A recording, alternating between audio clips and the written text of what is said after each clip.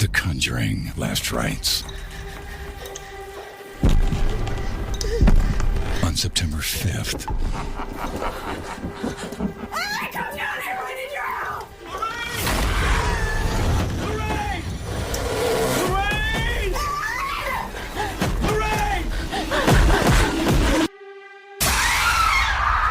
The Conjuring Last Rites. Only in theaters September 5th. Rated R. In 1988, a small New Jersey town is shaken by horror. A devoted mother murdered, satanic symbols scattered throughout her home, and her teenage son vanished without a trace. Was this a demonic ritual or a calculated act of evil? Horror master Eli Roth unravels a terrifying truth in Let the Devil In. Now streaming new episodes Sundays exclusively on MGM+. The kid you hear playing the piano, he's not mine. On top of the 2 weekly piano lessons and finger yoga, I give my son Smarty Pants vitamins to support his brain health because while I'm supposed to say it's not a competition, of course it's a f***ing competition. Choose Smarty Pants vitamins to support your kid's brain health and help them master whatever their chopsticks may be. Shop on Amazon, smartypantsvitamins.com, or at Target today. Live, Laugh, Larceny discusses true petty crimes that may be disturbing to some. Or could be easy listening to all you psychopaths out there. All stories are based on actual events, but details may vary. Listener discretion is not advised.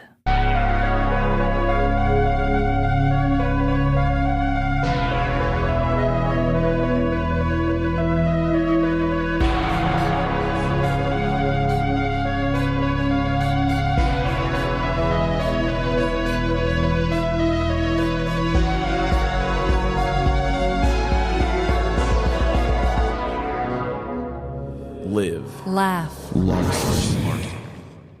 Welcome to Live, Laugh, Larceny. Skinny dipping in some chunky peanut butter. This is Trevin. Wow, Trevin. And I am Amanda, and today we are joined by a lovely, lovely friend of ours. Lovely, lovely, lovely. Kelli, thank you for joining us today. Oh my gosh, I can't believe you've never been on our show. We've known you for years. It's crazy. You're one of the first people we've ever met as a show. Yeah, same. Yep, in Kansas City at True Crime Podcast Festival. It's about damn time, guys. Come on. I'm so happy to be here, though. I love you guys. Oh, we're happy to have you. And we love you too. We didn't know how to do guests for like 2.5 years. And then after that, I was just afraid to pay for a service to keep doing it, I guess. Oh, yeah. Yeah, I get that. I feel that. But now we know how to be sociable, and we do it. Yay. So, Kelli, you've done so many different things. When we first met you, you were True Crime IRL. Mm-hmm. I remember we played an ad for you once, and you said that you started as a mommy blogger in one of those ads. Yeah. So I think of you as like a brand, like you're Kelli Brink in the house. That's awesome. I love that. But I know you also have a show that's True Crime Sleep Stories. Mm-hmm. You probably have so many different things going on that I don't even know about because you know how to do the thing. You know, the business thing that I don't understand. Oh, like, what do you got going on? A lot. I do have a lot of things going on, actually. So in the last 2 years, I've written 3 books, technically 4. I have a new missing persons project I'm working on, which is a YouTube channel called Missing Persons Archives. And we put a book out about a month ago for that. True Crime Sleep Stories is my main thing I'm doing now, and I've done 3 books for that podcast. You met me when I did True Crime IRL. That's still a feed that's out there, but I don't do anything with it anymore. I've done lots of editing and producing.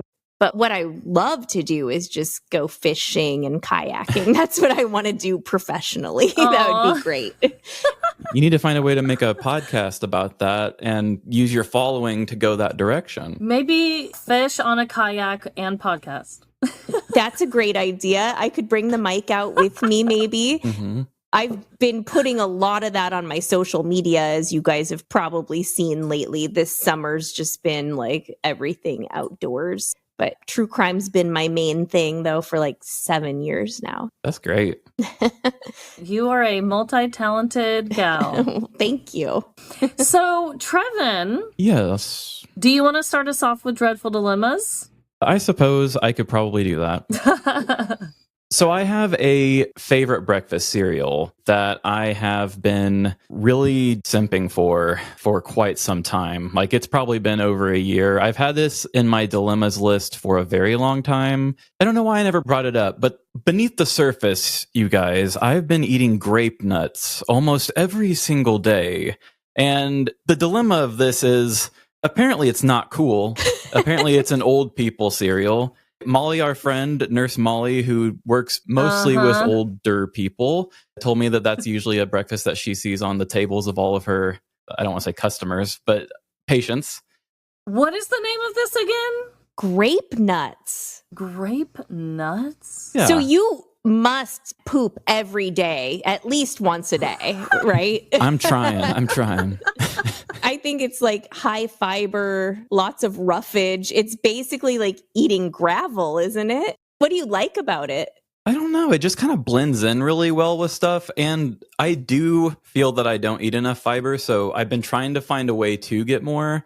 And that just seems like the most enjoyable way to do it. I'll just put some grape nuts in a bowl with another cereal that I like and then add some protein powder to it. Oh. And it's great. Well, that sounds better than just straight grape nuts. I don't know if I could do that. That looks like one of the most bland cereals in the universe, Trevin. It's pretty bland. Okay. Can you mix it with Reese's peanut butter puff cereal? Yeah. How would that taste? Actually, what I mix it with, That's what's up. it's Ghost Protein. They have a peanut butter cereal. So it's basically that is what I do. And then I just add a little bit of protein powder to it. But Emily makes fun of me all the time and goes, hey, remember that one time you're like, I'll try grape nuts once, and then it became your entire personality? Your personality is grape nuts? That's mean. That's Around the house, really my mean. personality is grape nuts. Bland AF. I don't think so. I think your personality is more like Captain Crunch or something like better than grape nuts. You're not like 80. Come on. Thank you. But I do love what the 80-year-olds be rocking when it comes to cereal, apparently. Yeah. I don't know. I'll have to pour you a bowl sometime when you're over, Amanda. You're an old soul. Do it. I'll try it for content, but I will not try it for enjoyment. Perfect. Well, I just thought now would be the time to admit this because I feel like I've been keeping this from everybody for quite a long time. But in the house, grape nuts is a conversation that happens a lot. And somehow you've not really been a part of it, Amanda. Wow. I feel left out. This is a big portion of your life each day, but whatever. I'll move on. I do feel like I've been cheating a little. Oh my God. Well, you guys, I also have a dreadful dilemma besides the internet and my children. And it happened just this afternoon. It happened at the zoo. That is my callback to earlier. While I was at the zoo with my youngest daughter, Winnie, who is 3, I wanted to do something special with her because her older sister's in school now. She is feeling left out. We have a zoo membership, and that seemed like the place to go. So we were minding our own business. We were at the penguin exhibit, and all of a sudden, a fight breaks out. It was one big guy coming up to a smaller guy, and the smaller guy stuck his chest out, was all puffed out, acting real tough. Ended up knocking the bigger one into the penguin pond. Whoa. Like right What? in front of us. It was a whole thing. It's a human fight, not a penguin fight, right? Oh, you fucker. Well, I have it all on video, and I would like to just show you. I guys. get what she's doing. Okay. Okay, hold on. I'm sharing my screen. Oh, okay. I'm so dumb for this one. Okay. Oh, yeah, they're fighting.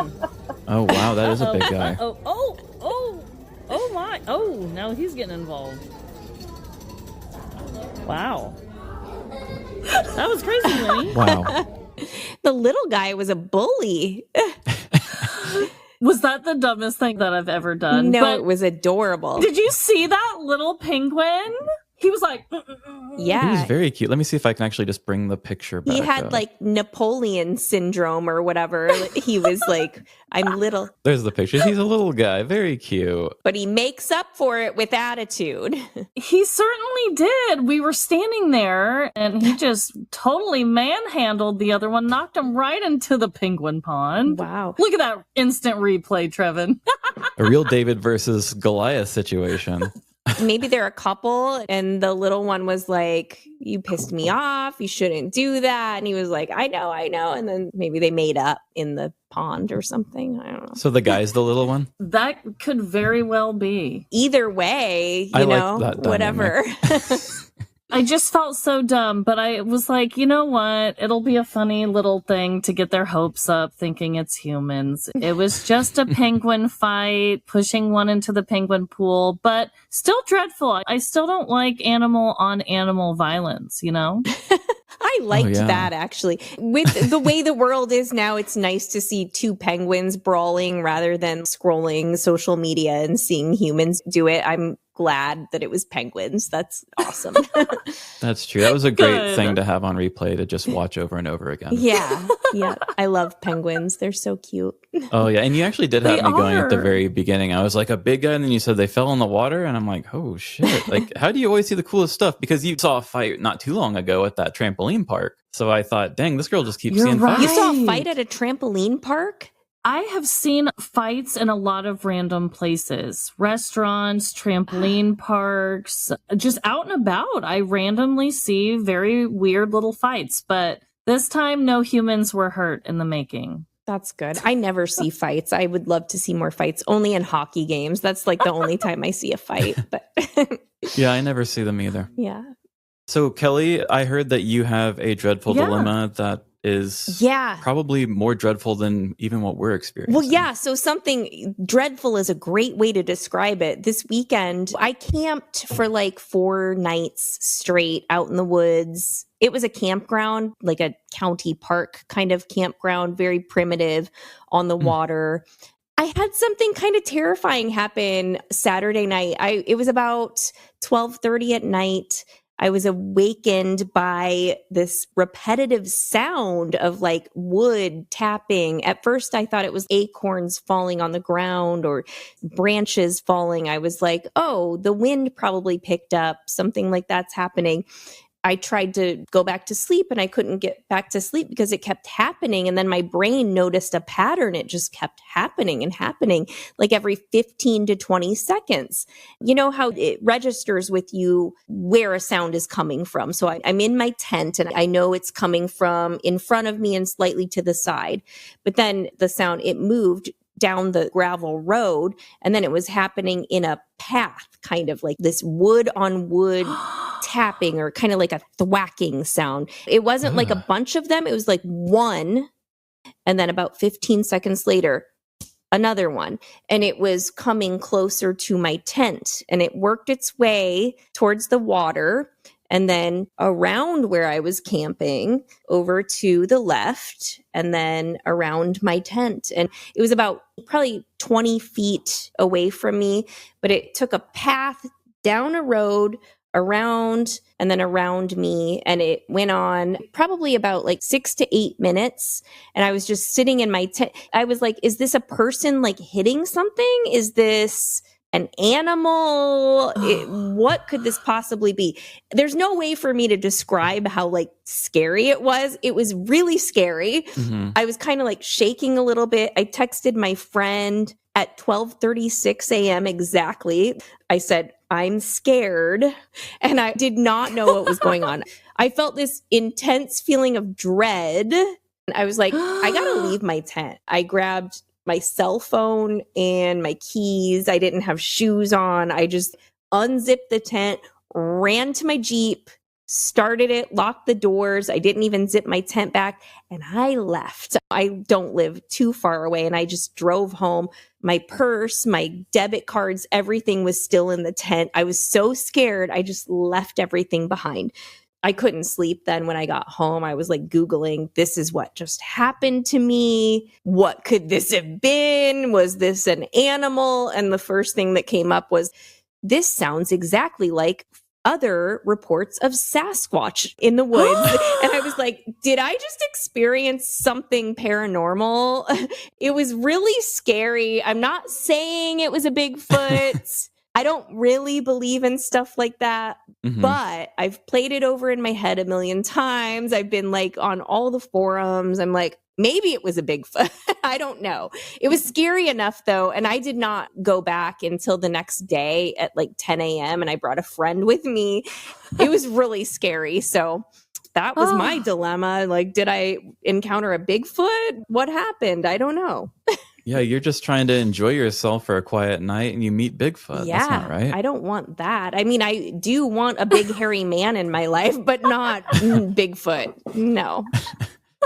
So none of your stuff was messed with when you got back or anything? That would be my fear. Nothing abnormal. No, not at all. Dang. I would have been terrified. So you kept hearing the thwack noises, but like as it felt like it was getting closer, did it seem like any type of other movement around it was getting closer? No, and I noted that. There were no like footsteps. There was no like gravel sound. Nobody like walking. Nothing like that. It was just this, just one.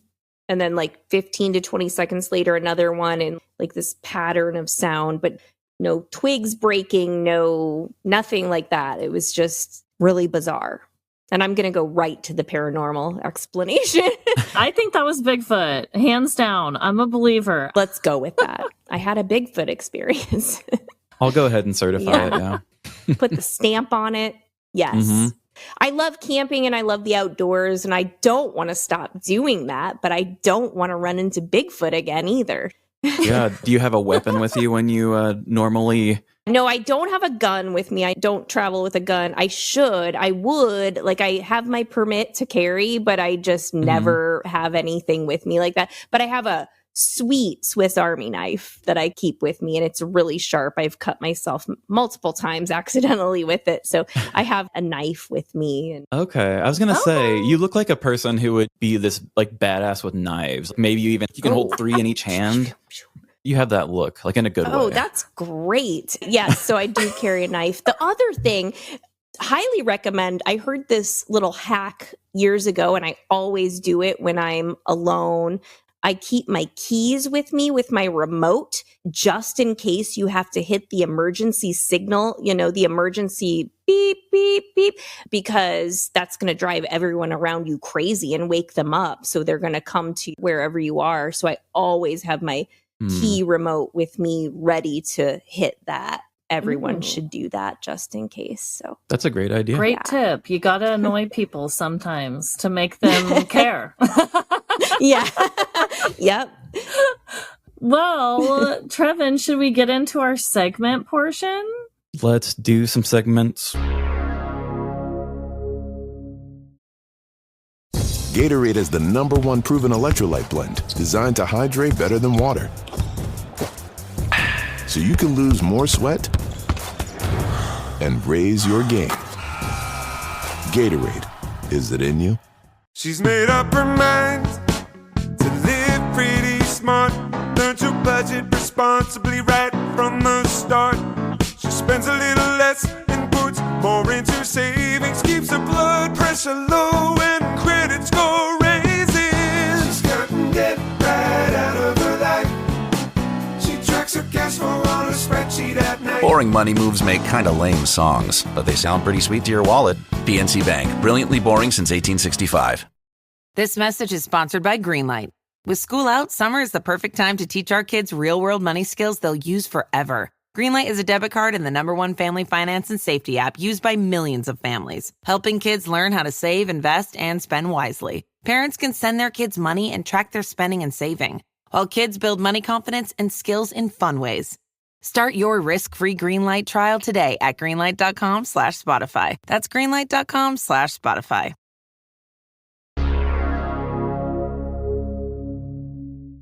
We wanted to tie this into your sleep podcast, Kelli. Oh, nice. Okay.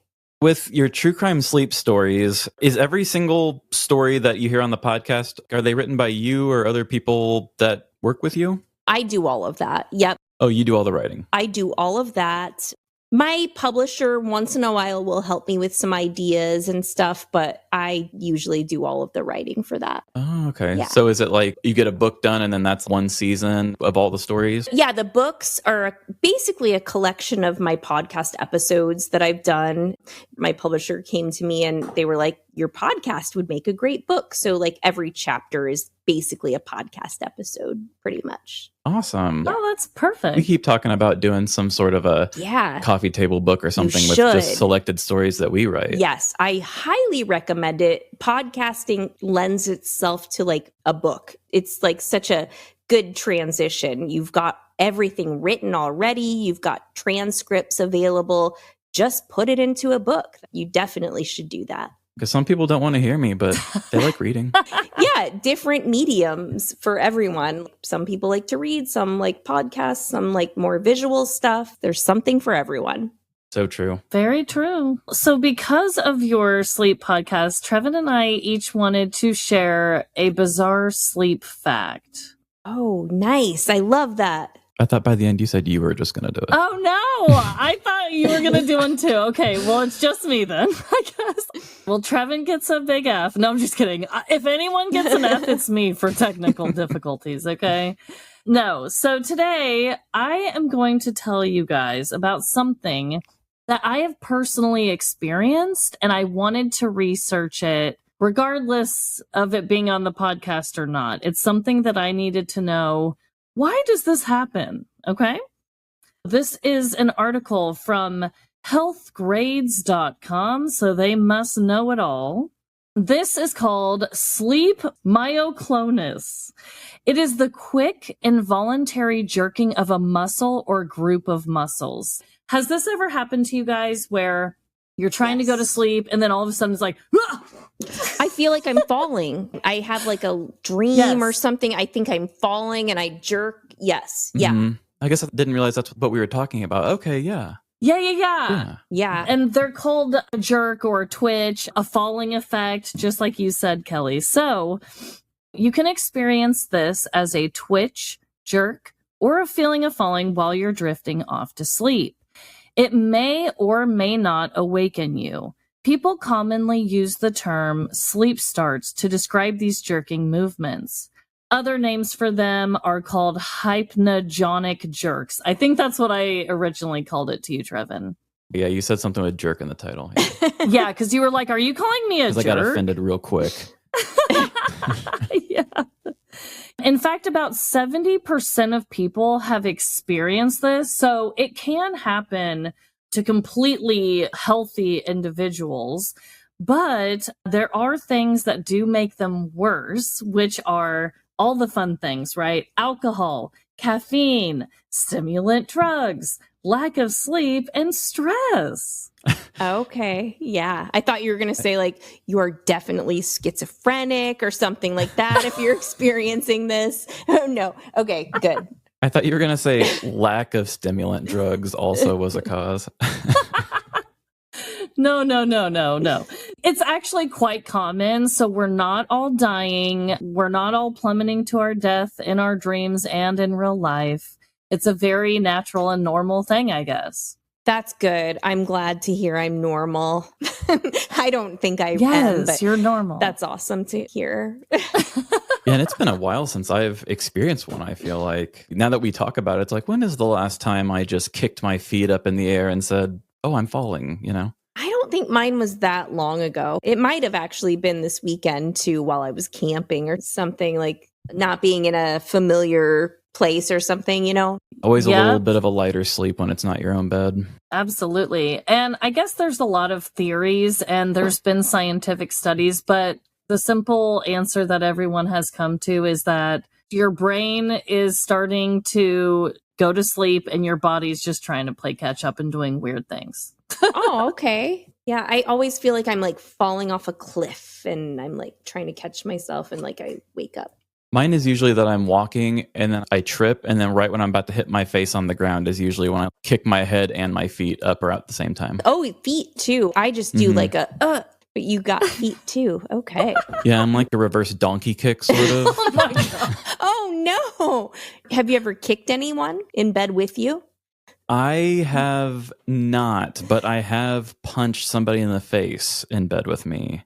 Oh, once no. before. Haven't you hit Emily? It was a girl and I felt partner? awful. Yes. Oh, boy. It was a hard time. I deal with so much like guilt already from just, interrupt somebody. I'm like, oh God, I'm going to be hating myself later on that one.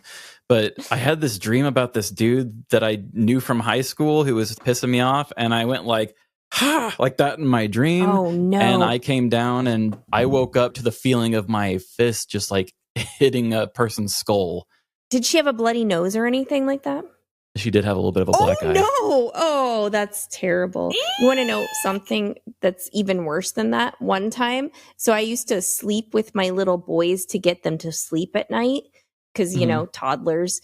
I was having a dream and I still cannot hardly even say it, but he was like 3. I bit my toddler's arm and I don't know why. Like I bit him, like not terribly hard, but I just like bit him and I woke up. I was like, what is happening? And I was married at the time and I felt so bad. I started crying and I'm like, I don't know what kind of dream I was having where I did that. I felt so terrible. Like I would never bite my child.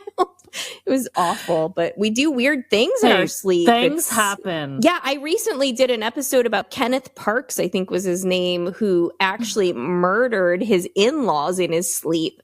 And it was actually a sleepwalking case and he got off and they literally thought he like drove there, killed them unintentionally. It was like blamed on sleepwalking. So yeah, we do weird things in our sleep sometimes. That's a fear of mine. I don't want to commit any crimes in my sleep. That's like a fear because I'm such a weirdo. The only crime I'm going to commit is like murdering that chocolate cake in my fridge when I'm too sleepy. Yeah. That's a good crime. And I'll regret it, but I can deal with it. Well, Trevin, do you want to jump into our weird news stories we want to talk about? Yes, I do. I was kind of going through some stuff that was recent, and some of the stuff that I have to talk about isn't crime so much, but they still tie in really well with our show, and I think Kelly's just going to enjoy them either way. Yeah. Your little story you just told us there about your toddler segues me perfectly into my first story here. Okay. Oh. In July of this year, coming from Yahoo News, toddler bites cobra to death. A toddler bit a cobra? Oh! A toddler in India bit a venomous cobra so hard that he killed it. 2-year-old Govinda Kumar was playing in his home in Benkatwa, a village in eastern Indian state of Bihar, when he spotted the 3-foot-long snake and grabbed it.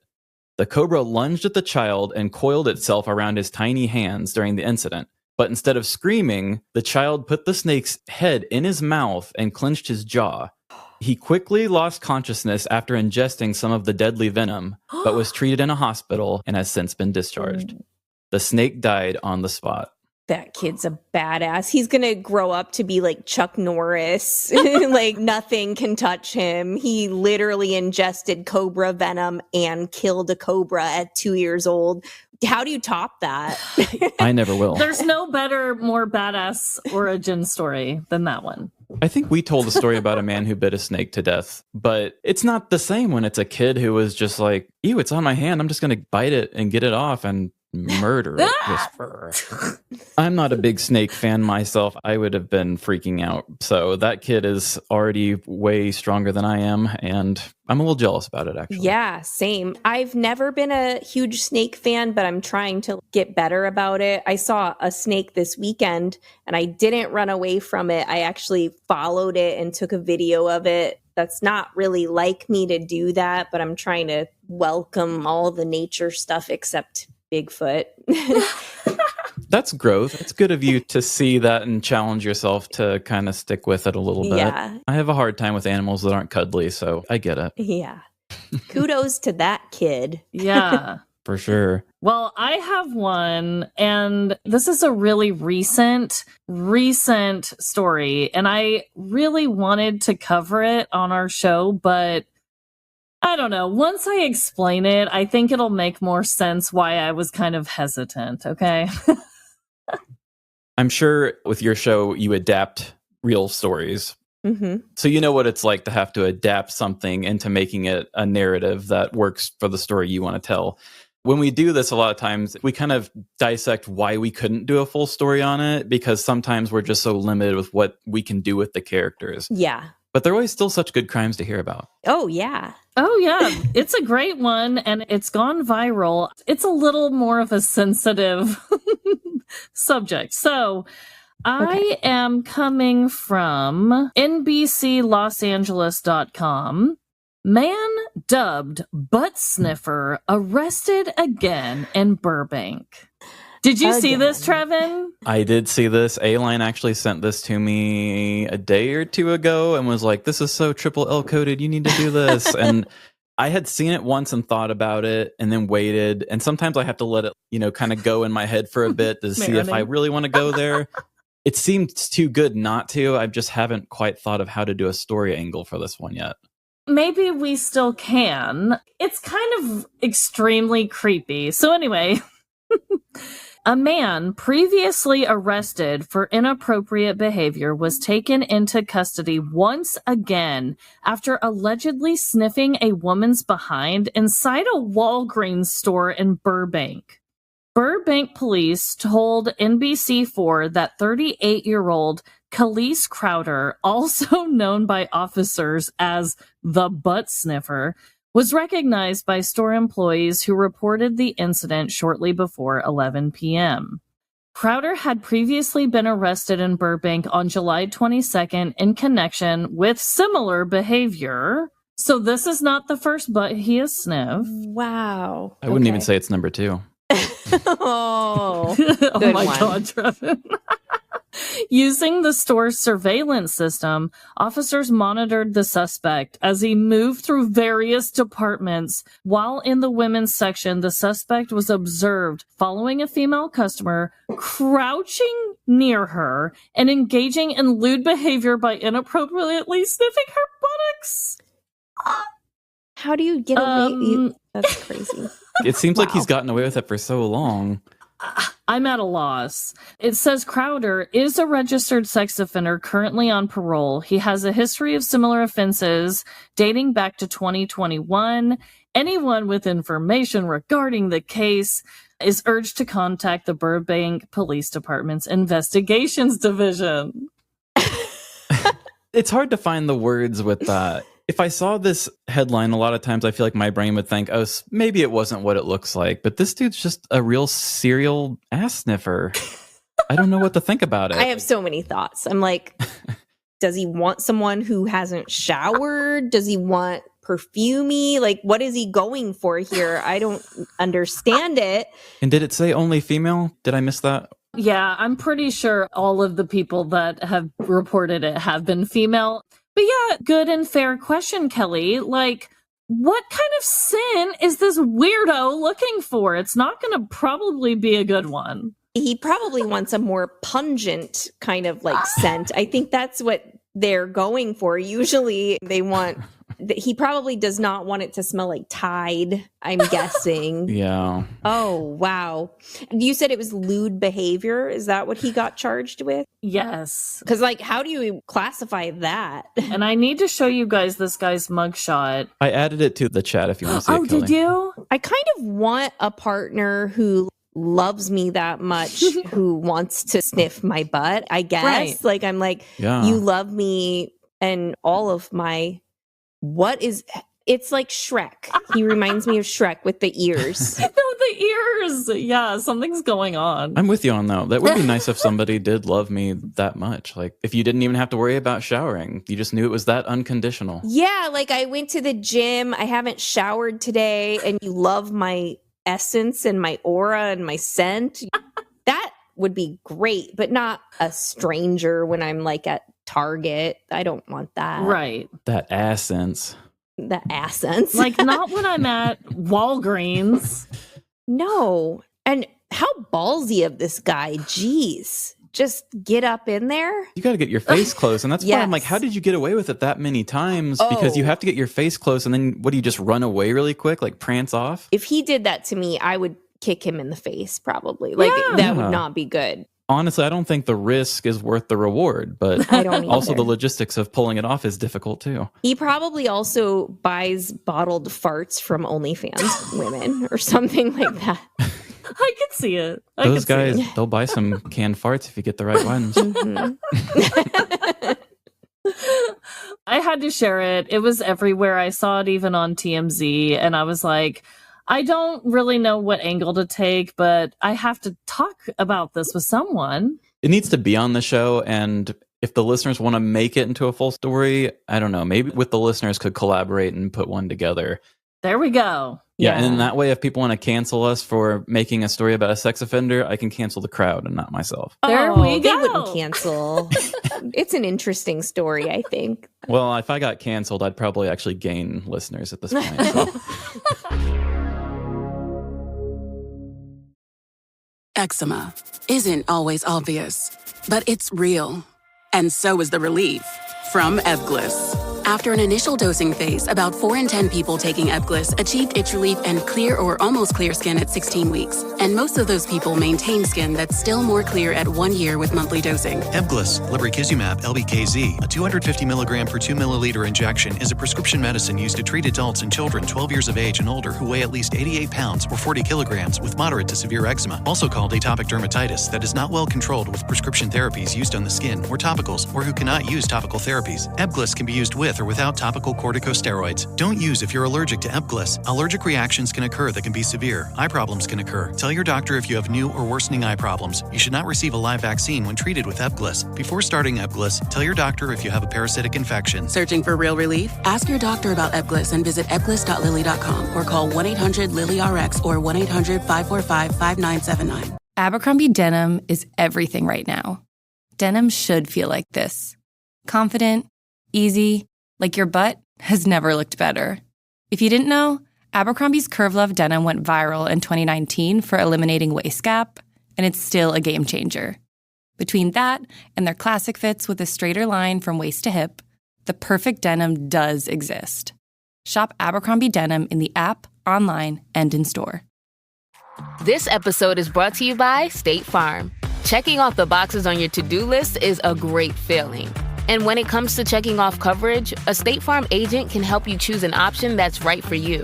Whether you prefer talking in person, on the phone, or using the award-winning app, it's nice knowing you have help finding coverage that best fits your needs. Like a good neighbor, State Farm is there.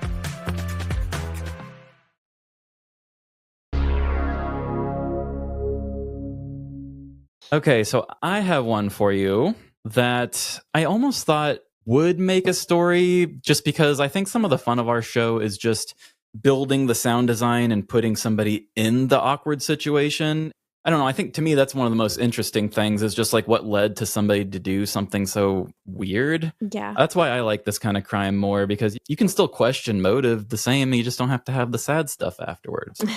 So coming from WSB TV2 Atlanta, man charged with throwing deep freezer at victim, causing him to fall into Lake Lanier. This one I still don't fully understand as far as how big of a deep freeze is this guy, the Hulk? I have no idea. A 42-year-old Metro Atlanta man is facing multiple charges after officials say he knocked another man unconscious at Lake Lanier. Hall County deputies said it happened on the evening of July 2nd on a boat slip.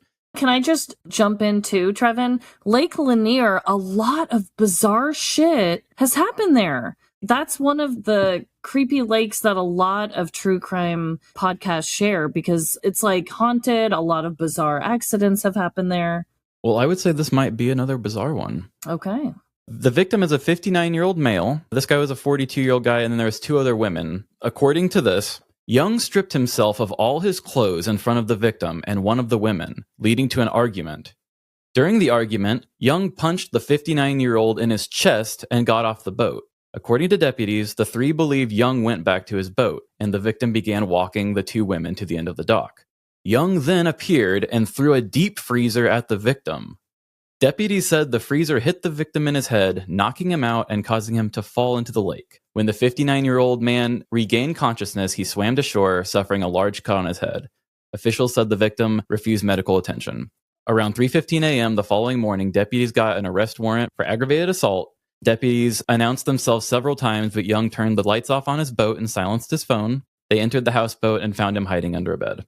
He was arrested and charged with aggravated assault, simple battery, public indecency, and 3 counts of obstruction of an officer. Young was booked into the Hall County Jail and posted a $13,230 bond and was released on Sunday. Wow. I almost could write it, but I'm glad he survived. Like, what leads to that? Yeah, also, like, what size deep freeze? Was it one of those little deep freezes, or was it like the kind you hide a full body in the true crime stories that we read about? Like, which kind? Right. If it's big enough for him to pick it up and throw it, I would argue that it's not that deep. Just a medium deep. He strips his clothes off. It leads to an argument for some reason, and then fighting breaks out. I just trying to adapt to like why somebody would do that, and I couldn't really come up with a good funny reason. You're partying with a few friends, and it's like, I'm naked. Yeah. And I'm mad about it. And nobody wants it, obviously. Like, you stripped all your clothes off. Nobody wanted that. And then before you know it, you've got a deep freezer on your head. It's just such a bizarre thing. I do want to know the deep freeze situation, but I guess this guy just believes whatever happens on the party boat stays on the party boat. I guess. That is a good rule for boats in general. Keep the pants on, though, maybe next time. Keep the clothes on. Maybe. But maybe not. Maybe not, but let your friends decide. Like, yes. Consent first. Like, can I take all of this off? Do you want me to take this off? No? Okay, I won't. Yes? Yeah. Okay. Yeah, maybe take a vote. Maybe take a poll. But not that poll. Yeah, I knew you were going to come up with something with the poll. Sorry. So are we ready for my next one? Because this is another one I've been holding on to forever. The website that I'm getting this crime from is content.time.com. The article is Top 10 Outrageous Legal Battles, and this is one I've been holding on to this crime for probably 2 years. It's one that I keep coming back to, and I keep questioning if I should do it or not, and it just hasn't worked out. So it's coming out today. Yay. Ooh. Most of us acknowledge that the beer commercial fantasy of beaches, babes, and booze is just that, a fantasy, and move on. Not Richard Overton. In 1991, he sued Anheuser-Busch for $10,000, citing false and misleading advertising that allegedly caused emotional distress, mental injury, and financial loss. Overton said the company's ads, which depicted beer's magical ability to facilitate scenic tropical settings and beautiful women and men engaged in endless and unrestricted merriment, turned out to be untrue. The case was dismissed.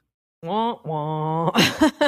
Oh, boy. So he was just upset that magical stuff didn't happen to him? Yeah, it sounds like it. He was just mad that you don't drink the beer and the girls in bikinis appear and you're on an island and it doesn't give you that life that they depict in the commercials. You see those signs and stuff on commercials and say like, oh, does not actually do this. And you're like, why do they need to say that? And it's for people like that.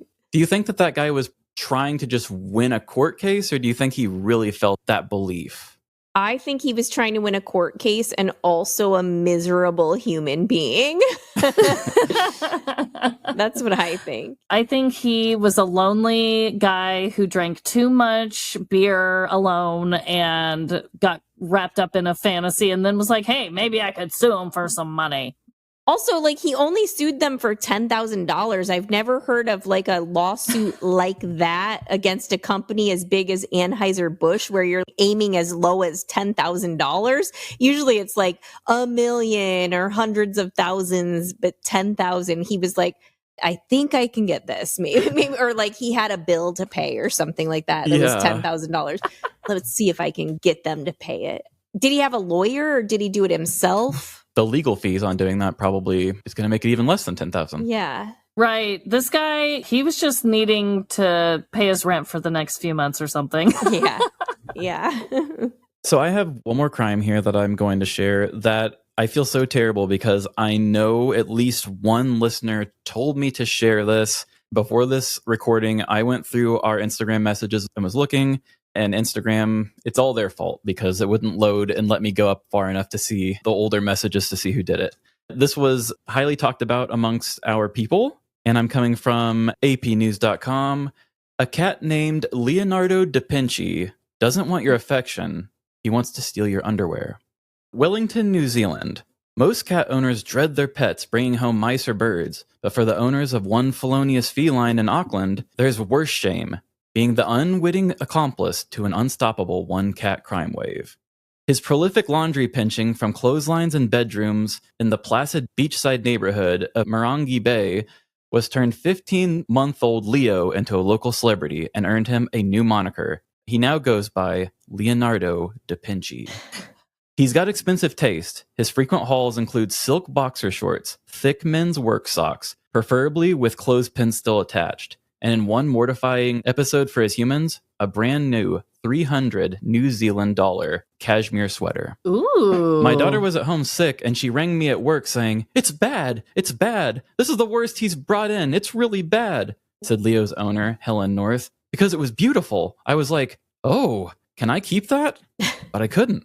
Instead, North turned to a neighborhood WhatsApp group to return Leo's stolen goods to their rightful owners. Her usual message, "Are these your undies?" The pilfered stash kept piling up. Piles of socks, loads of underwear, and even a 5-foot-long stuffed snake. On one record-setting day, Leo returned with 9 items, enough for a full outfit if you didn't mind a mix of everything from baby clothes to menswear. Quote, "He brought in a jersey this morning at 8:10. The shops hadn't even opened." With dozens of items unclaimed, the embarrassed owner took her search for Leo's victims wider this month, posting photos of his haul to the local Facebook page with an apology. There's a couple pictures on here that just show all these different socks and loads of underwear. There's a small picture there at the bottom that shows him just sitting there next to him. That's some good stuff that he's gotten. He's cute, too. He's super cute. So cute. I had a feeling Amanda would feel attached to him because she grew up with Siamese cats. I just got my first cat. Yes, yeah. I saw the picture and was like a month ago, and I'm obsessed with him. I've never had a cat before. I made him his own Instagram page and everything. Oh, we got to follow that. He sits with me when I write. I love him. His name's Church, named after Pet Cemetery, the cat in Pet Cemetery. So is he a gray cat too? I haven't seen the pictures. He's a Russian blue, the same as Aww. He looks exactly like the cat in that movie. Cats are the best. What's his Instagram handle so we can give him a proper shout? Church the cat. Okay, so it's _church.the.cat_. Lots of stuff, but that's my kitty. Oh my God. But I wish he'd bring me back stuff, but I don't let him outside. I'm too afraid. So he's an indoor cat. Yeah, I do not do that. I only let my main guy out when he's supervised and just walking around with me because if you tell him he can't go somewhere, he's going to try to go. Yeah. Mm-hmm. Mine was a rescue, and I'm like, I can't let you out ever again because you're going to get a taste of that and then leave me. No. My cat goes in and out, and I wish he would bring me underwear instead of all these creepy animals that he tortures. He brings you animals? Kills. Whoa, what a good hunter. Yes. He's brought in birds, lizards, cicadas, bunnies, snakes. Bunnies? A lot. Yeah, they were alive and they were really cute. Little baby bunnies. Aww. I mean, good kitty, though. Like, he's being a good kitty. He's doing what he's supposed to do. Yeah, He's an all right guy. He's not too bad. So, Kelly, I was going to have you talk a little bit about your show, but first, you did say that you committed a petty crime in your life and that you thought maybe now is the time to confess it. I did. I don't talk about this ever, but it has haunted me for decades. Ooh. So when I was 14 years old, I was a freshman and I was hanging out with girls who were juniors and they had their driver's licenses. I didn't, obviously. And I was riding around with them on a weekend night, in the summertime. And we stopped at Kmart because we're small town girls and that's what you did on a Saturday night. You just go to Kmart. They went to the sunglass kiosk, little roundabout thingy at Kmart. Lazy Susan thing? Yes. And they each took a pair of sunglasses. They were trying them on and they took them. They just stuck them in their purse. And I was like, oh, what are you doing? And I would have not normally done that, but they were like, you steal one now. So they were like, you have to take a pair of sunglasses. And I was like, no, I'm not doing that. I don't want to get in trouble. And they were like, well, we did it, so you have to do it. And I felt so much peer pressure. I did take a pair of sunglasses, and I mean, I had an issue with this. Like, I never really got over it into adulthood. That's the only thing I've ever stolen. I would never even steal staples or anything like that, like from work or something. Like, but yeah, it's haunted me forever. So I stole a pair of sunglasses from Kmart when I was 14 because those little bitches I was with, they were like, you have to do it. Ugh, it's always the worst when it's peer pressure too. You didn't even get the high from it because you felt controlled. No, I was like, I'm going to hell for this. No, I just felt so bad. That's like teenage gang mentality, and I am not here for it. I feel so bad that they made you feel like you had to do that. And also, can we just say, I really miss Kmart. I don't think Kmarts exist anymore. I don't think so either. I think maybe somewhere there's like maybe one remaining Kmart. I'm not really sure actually, but I grew up in a really small town. So going to Kmart was actually kind of like being in the city. If there was a Kmart, then it's like, oh, you're in like the big city. I do remember Kmart being a pretty cool place. The Big K. The best. Oh, well, this was way before it was the Big K. This was when it was actually still Kmart. Oh, and then it became the Big K later. But this was like OG Kmart, Martha Stewart living sheets and towels in Kmart. Do you remember that? Probably not. Oh, yes. I remember. The nostalgia is real. I remember a little bit of it. It was a very white store. I remember that. But we were more of a Walmart family. But I do remember going to Kmart because, you know, it was like going to the Pepsi store instead of the Coke store sort of a thing. Oh, interesting. Okay. You're going to be at CrimeCon with us. So you'll be there promoting your True Crime Sleep Stories podcast. And I'm sure you'll probably have some book stuff there as well. I'll be selling books. You can buy singles, volume 1, 2, or 3, or you can buy a 3-pack. I'll be signing books. Also, ask me about Missing Persons Archives while you're there. Anybody can come up and ask about that. It's my new project. So I'm really excited. I think it's my 4th CrimeCon I've been to, and it's in Denver. I love Denver. I'm there a lot. My family lives there, so I could not pass that up. I'm excited to see you guys too. We're excited to see you too. We're so excited to see you. Yeah. You've been one of our oldest friends as a podcaster friend, and you met us when we were 3 months old in Kansas City. Aww. We didn't even really know what we were doing with our podcast. We were just like, we have a podcast that sort of sways true crime. We live in Kansas City, so we might as well just do it. And meeting you and meeting Justin and Aaron and Josh, a few other people during that time, because it was like right after the COVID thing, so there wasn't a whole lot of people there. And getting to actually kind of like represent your brand right off the bat and have to be the face of it that early, it like accidentally made me way more serious by just doing that. Not that I wasn't already like really pushing for the creative project, but yeah, it was just so cool to have met you guys and to have had this friendship for so long, because it's crazy to think that like we've been doing this show for over 4 years now, and I have known you for like 4 years. That is crazy, actually. That was a good convention too. It was the second crime thing I had ever done. I did CrimeCon just right before that, I think. What a good one. There were fireworks. That was fun. Oh, yeah, that was a good one. It was on 4th of July. Wasn't that like one of the days 4th of July? Yep. Oh, yeah. I remember that. That was. We all like gathered, all the podcasters, and we all watched it out the big window. And we had all the free booze because not that many people came. So the like meet and greet thing was just an open bar because there wasn't enough people to even try to sell it. There was a Bloody Mary bar. It's all coming back to me now. Yes, because it was COVID related too. We were treated like celebrities, all of us. So that was like the best. That was great. Oh yeah, they're just like, bar. oh, keep having more. We'll replace it with another plate. I thought, is this really how this works? Usually, no, we will not be treated like that at Crime Con, but it'll still be fun. But yeah. Yeah, that was one thing I had to get out of my like expectations after the first time. I was like, oh no, it's not free booze all the time, and it's not free special snacks, but everything else is still great. Yeah, it was great. I'm glad that I know you guys. I'm glad I met you there, and we've been able to maintain our little podcast friendship all these years. It's been great. Yeah. Yes. And we're so glad we finally had you on. Yes. Yeah. Thank you so much. I'm so glad as well. Yes. Yeah. Thank you so much. My books, it's True Crime Sleep Stories, Volume 1, 2, and 3. They're all available on Amazon.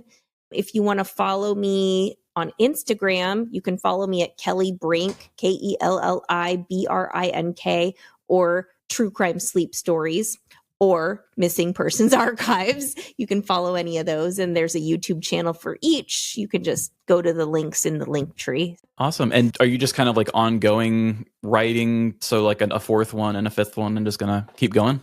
I'm done as of right now with the True Crime Sleep Stories books. It was a lot to put out in a year and a half or so. So I'm not doing any more books. Plus I'm like, I'm not a writer. So I'm like, I don't think I want to write any more books right now. It takes a lot of energy, and I just want to put it into the podcast and my other projects.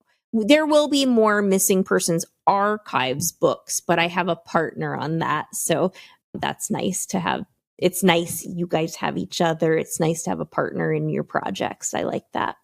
Yeah, it's really nice. Even just the collaborative way of like spinning each other's ideas and making it better. Yes. All of our listeners definitely go out and follow Kelli, follow her cat, get her books, listen to her podcast, support our girl in any way that you see fit. Okay? Thank you so much, you guys.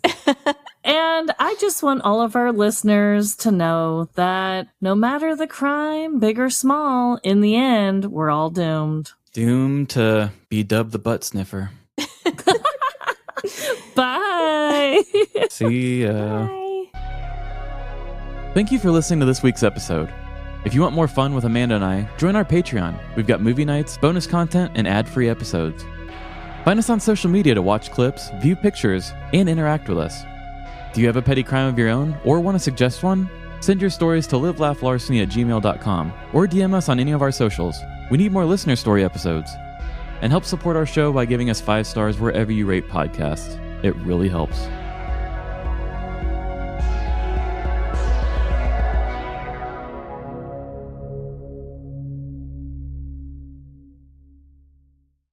I do feel like I've been cheating a little. Oh my god, Trevin, sorry, when he keeps banging on my window. I was going to say, somebody has oh my a visitor. god.